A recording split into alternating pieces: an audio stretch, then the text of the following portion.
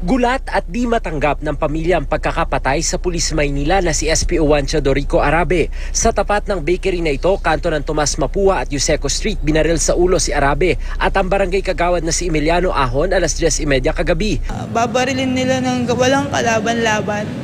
Para sa amin, na mga naiwan niya, napakasakit.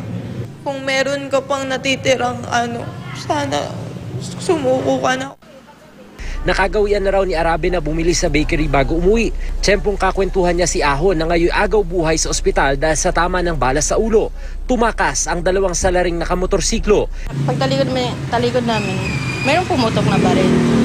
2 beses. Tapos, gulat na lang kami pagtingin namin nakabulagta na sila. Hindi patukoy ng pulisya kung anong motibo sa pamamaril. Nakadestino sa Traffic Bureau ng Maynila si Arabe. Pero bago nito, natoka siya sa Anti-Illegal Drugs Operation. Tinitingnan pa natin kung yung pagkabaril sa kanya ay may kinalaman sa trabaho niya bilang pulis. At the same time, kung may kinalaman din sa trabaho ng kagawad. Nitong nagdaang buwan, nabanggit na raw ni Arabe na may nagbabanta sa kanyang buhay. Wala naman daw kaaway si Ahon. Hindi naman niya pinangalanan kung sino yung mga yon. Siyempre, pulis. Pag pulis naman kasi, marami talagang galit. Wala, mabait talaga yung kagawad. Bahay at bahay lang yun. Wala talagang yun, kaaway. Nagkalat ang CCTV sa lugar na pinangirihan ng krimen. Ang isa nakatutok pa sa lugar kung saan binaril ang mga biktima. Pero tanging si Ahon daw ang may password para makuha ito. Patuloy ang follow-up operation ng mga otoridad.